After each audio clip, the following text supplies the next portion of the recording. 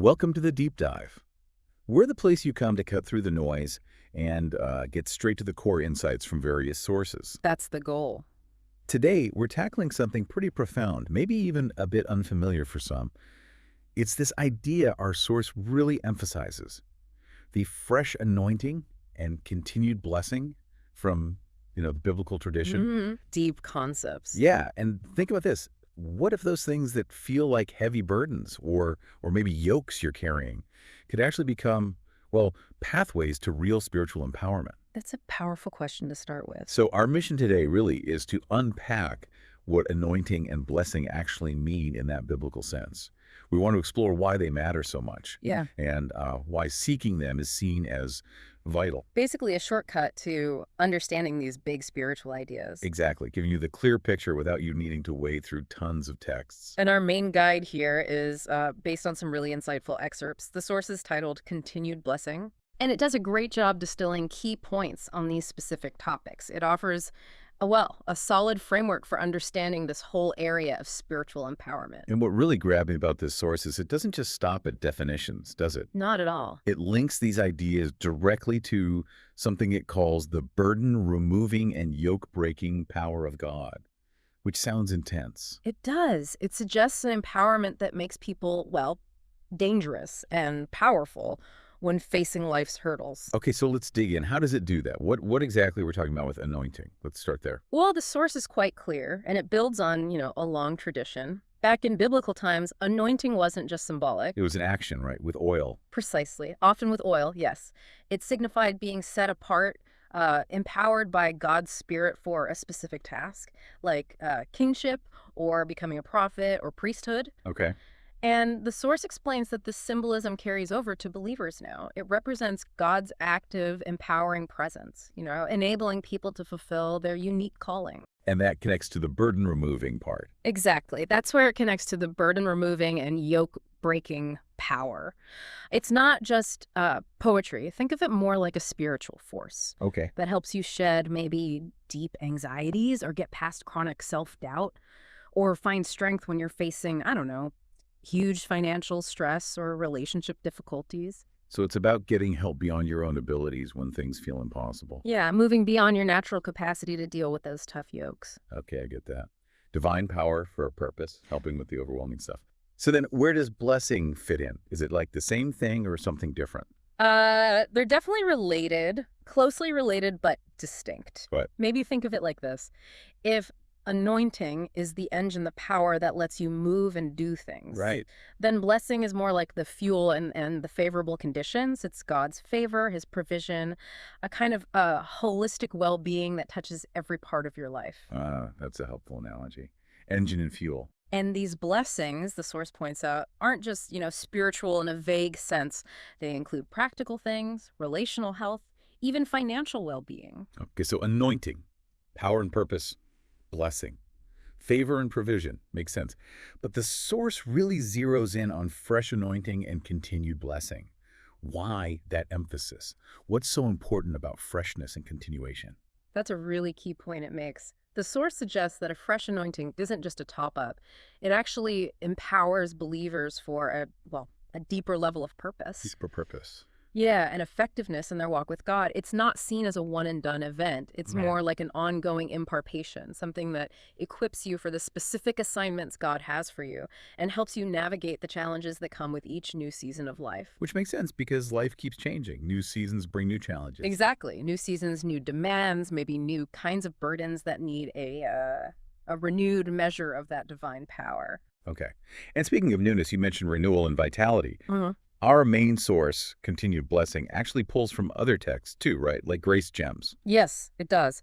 Grace Gems is known for its rich devotional insights. And that source, Grace Gems, apparently highlights how this fresh anointing means God's power is poured out in a new and dynamic way. That's right, a dynamic way. So it really is about avoiding spiritual, staleness, keeping things vibrant. Precisely. It's about preventing that spiritual stagnation. What does the source suggest happens if you don't seek that? Do you just end up like running on fumes spiritually? That's pretty much the picture it paints. Yeah, spiritual weariness, like trying to face today's battles with, yesterday's strength. Hmm. Without that ongoing freshness, there's a real risk of becoming stagnant, maybe passive, or just relying on past victories instead of seeking new power. Okay. It's about ensuring you have that continuous spiritual energy and impact, avoiding that complacency trap. And then there's the protection aspect, overcoming obstacles. The source uses really strong words here, dangerous and powerful, against, quote, the works of the enemy. Strong language, definitely. Yeah, that image of a spiritual shield and sword comes through. So for someone listening who's really wrestling with something difficult right now, a personal struggle, how does this anointing practically help, like in the moment? It definitely speaks to that. It provides a kind of inner fortitude. Okay. Whether you're battling, say, persistent fear or trying to break a really difficult habit, or just enduring a long period of uncertainty. The source describes it as a divine strength that equips you to, well, stand firm when you might normally crumble. It gives you resilience to face life's challenges, both the external stuff and the internal battles. So it's about being equipped for breakthroughs. Yes, exactly. Yeah. Spiritual breakthroughs. That leads to another fascinating point the source brings up, linking fresh anointing with growth in humility and purity, which might sound counterintuitive, right? Well, power often makes people think of pride or arrogance, not humility. How does the source square that circle? Why are humility and purity seen as necessary for this power? That's a really sharp question. The source stresses that true spiritual power, in this context, flows best through someone who is humble and seeking purity.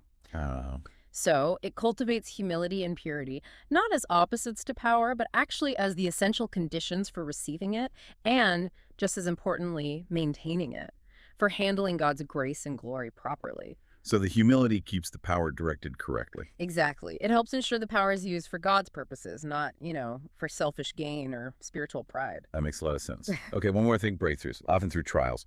The source seems to say the anointing helps you persevere and succeed even when things are really tough. Yes, definitely. It frames challenges not just as things to endure, but potentially as pathways to breakthrough. Mhm. The anointing provides that capacity to persevere, to push through the trials, and hopefully emerge successfully.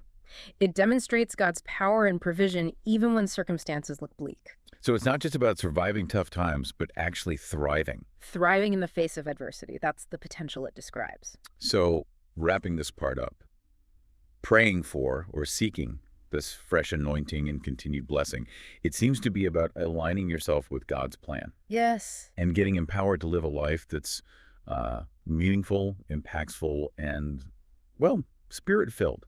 It sounds like a spiritual toolkit that's constantly being renewed. That's a good way to put it, a comprehensive toolkit. It's about living in that active alignment with God's purposes, continually open to his favor and equipped with his dynamic power for whatever comes next. Okay, so as we finish up this deep dive, let's quickly recap the big takeaways. Yeah. We've explored how anointing really signifies God's empowering presence. Mm-hmm.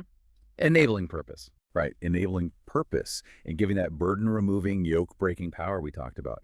And blessing covers God's favor, his provision, that sort of holistic prosperity. And seeking both is presented as this way to align with God's will, to live that impactful, spirit-filled life. So the so what, if Yeah. you're listening, is that understanding these concepts, it really offers a framework. A framework for navigating challenges, definitely, but also for seeking that spiritual renewal, for pursuing real personal growth. And remember that link we discussed, drawing from Grace Gems too, between fresh anointing and renewal, vitality, and getting through trials. It's not static. It's an ongoing dynamic empowerment. That's key. So here's a final thought to leave you with.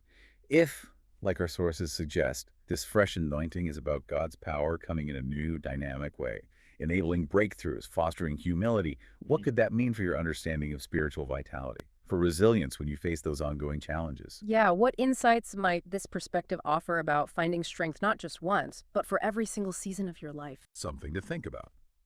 Until our next deep dive.